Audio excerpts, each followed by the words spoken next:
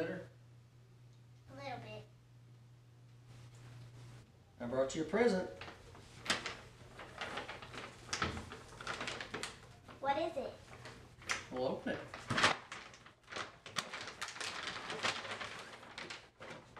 A board game? That's right. When I was a kid, iPads were called board games. My dad used to play board games with me when I was sick, and now I'm going to play board games with you when you're sick. Is there any fighting in it? Of course there's fighting. There's pirates, ship battles, Spanish officers, French officers. Is there any animals in it? Monkeys, parrots, all kinds of animals.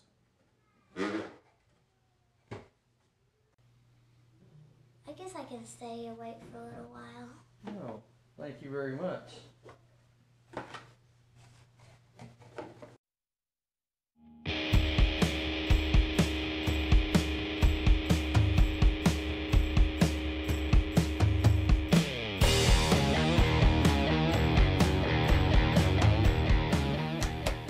Alright, so let's jump right into our review.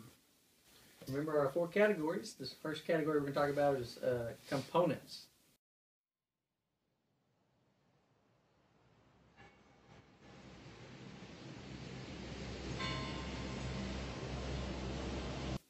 So what do you think about the components? Let's start over here. Components, solid. I like them. I like the cards. I give it a 7. 7? I'm telling you, the components for me, whenever it's something like this, it's just cards and the chits and stuff, is the artwork is what boosts it, and this artwork is amazing. So I'm going to have to give it 8.5 on components. I'm going to come in at an 8. Much the same. I do like the art a lot. There's a lot to look at on all the different cards and everything. You know, the board, the place markers and everything are you know, functions for what you need. So yeah, I'll give it an 8. I like the game and I like other components of it, but as far as just the cards and stuff, I think it's stuff I've seen in a lot of other games. I'm going to go 7 on it, actually. Nothing new I've seen. All right, that goes next category is theme.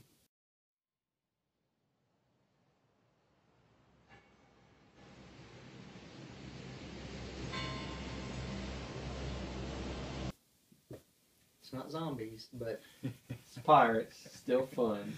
The theme of it's fun. maybe It's they could add an basic. expansion zombie card in here. Oh, they would raise them. They'd raise it up then. Granny Wata is Well, the kinda like voodoo a guy. zombie. The voodoo Yeah, guy brings the dead guys back. in there.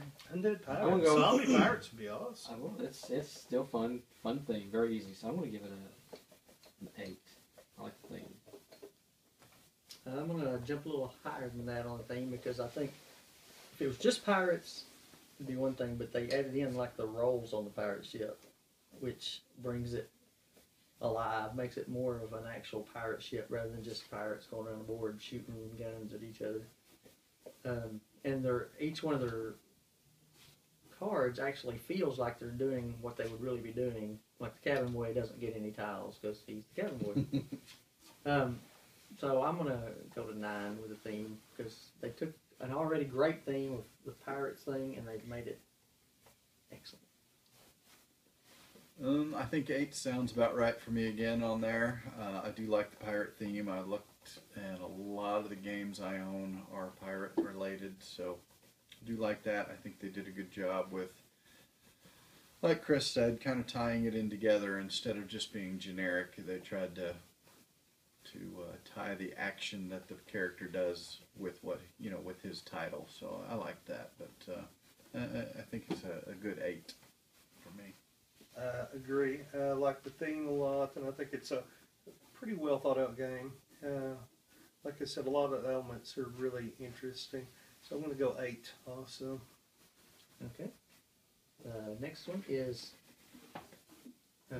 gameplay.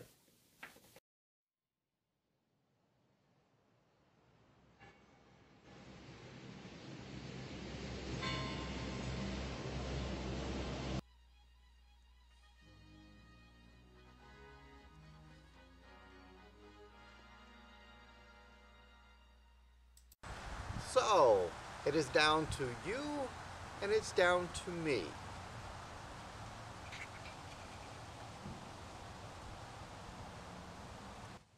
Let me explain. Well, there's nothing to explain. You are trying to kidnap what I have rightly stolen. Perhaps we can come to an arrangement. Oh, there can be no arrangement. And if you keep moving closer, you're going to force me to destroy this game. Well, if there can be no arrangement, then we are at an impasse. Oh, it's true.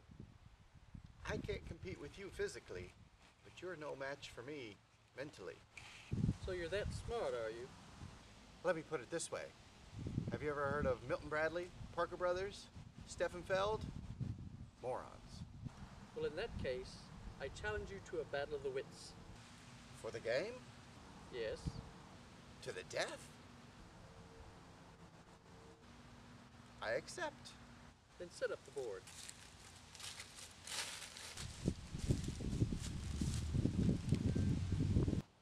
So that's the game. We've each been dealt 9 cards. We each choose one and play one round. And the game ends whenever one of us gets the treasure and one of us gets the Spanish officer and dies. And here's my choice. Why, it's so simple. All I have to do is deduce what I know about you and what you think you know about me. Now, a clever man would clearly play the highest card in his hand, like the captain, for the highest card will always go first. But you would know that I'm a clever man. In fact, you would bank on it. So therefore, I can clearly not play the captain. So you've made your decision then? Not even remotely. Because as everyone knows, Paolo Mori is from Italy, and Italy contains Sicily. Sicily is full of criminals. Criminals are used to people not trusting them. And as you now know I'm Sicilian, you clearly are not trusting me. So therefore I cannot play the card that would be obvious. Truly, you have a dizzying intellect. Wait till I get started. Where was I? Italy. Oh yes, Italy. So therefore, you know that I'm a Sicilian, and you cannot trust a Sicilian in a game of chance. Therefore, clearly I must now choose another card. You're stalling. You'd like to think so, wouldn't you? But in fact, I'm deducing. You've bested my giant, which means you are clearly stronger than you appear. You've also bested my Spaniard, which means you are a learned man. Therefore, in your studies, you must know that man is mortal, which would cause you then to make the best choice in a situation like this, which would clearly mean that I cannot choose the card I was about to play. You're trying to trick me into giving something away, but it won't work. Then you don't know what card to play. Oh, I know exactly what to play. You've given it all away. I know precisely what I'm about to do. Then turn it over. What is that?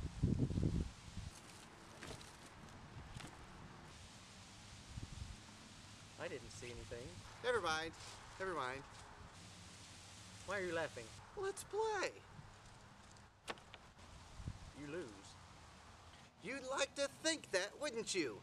But you've fallen for a classic blunder, one of which is to never get involved in a land battle in Asia. But only slightly less well known is to never get involved with a Sicilian when Libertalia is on the line.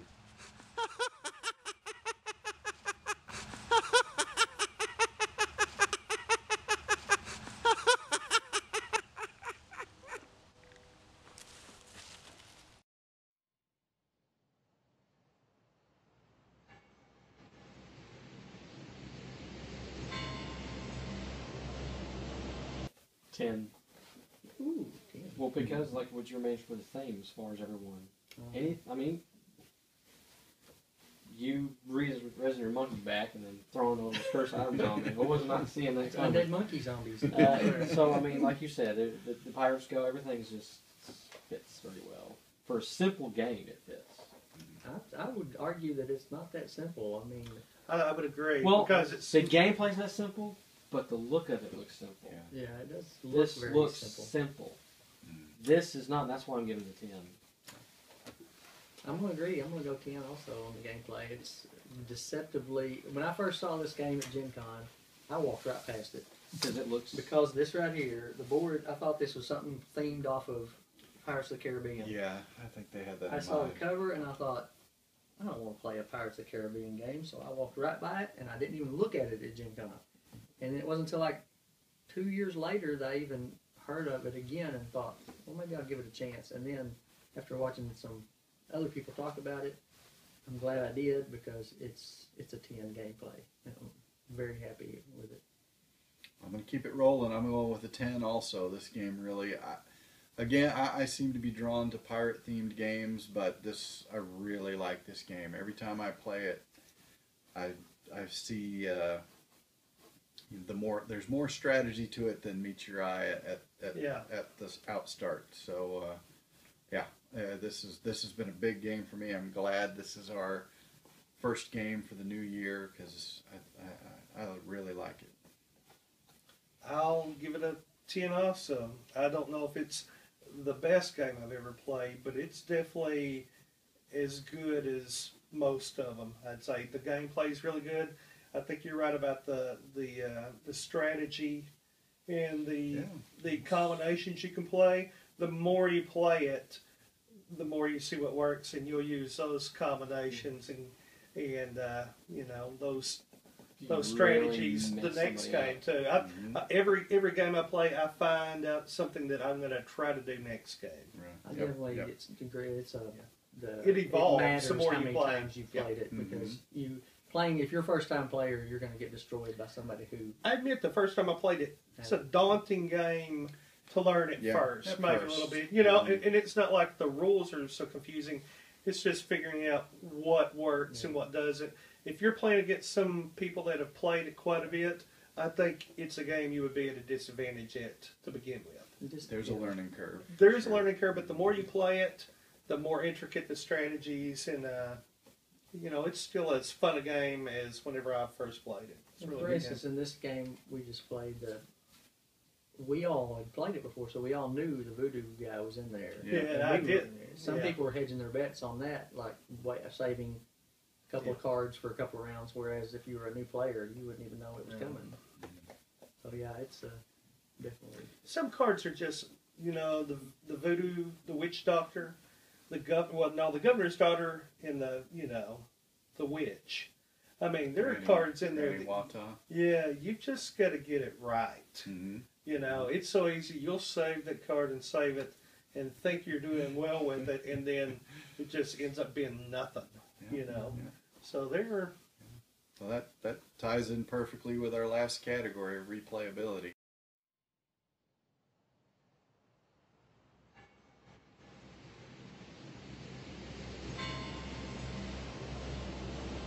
We've already kind of started 10, on it. yeah, I want to play it again because we've already played it several times. I'll agree. I think it's a 10 also because, we've played this game more than anything else on our shelf in the last couple of weeks. Yeah. So, I think it'll last too. I don't think this is a play it and stow it. We'll pull this out next year's New Year's Eve party probably, maybe even play it. It has a lasting quality to it. Yeah, I agree. 10 for me also. It's different every time you play it because of the combination of cards. It's really, like Jared mentioned, it's weighted heavier a little bit towards it to people that have played it before. But beyond that, if you're sitting down at the table with a group of people that have all played it at least a couple of times before, it comes down to the cards that are drawn and and how you play it. No one's going to get automatically put at a disposition, I guess is what I'm saying, or at a disadvantage is what I mean. So I really like it, and I can see playing this a bunch. I'll give replayability a 10 also. I think it's a game where I want to play it again and try to incorporate the strategies I've learned this time around. And then the same the game after that. So definitely 10. All right, so that sums up our 4 categories, and we'll average those together and put them right here. All right, thanks for watching the end of this game, and we'll have some new exciting game next week. Cool. See you next time. Bye. Board games are what bring us together today. Reviewing board games is a sacred institution full of joy and happiness. But love, true love, comes from playing the board games.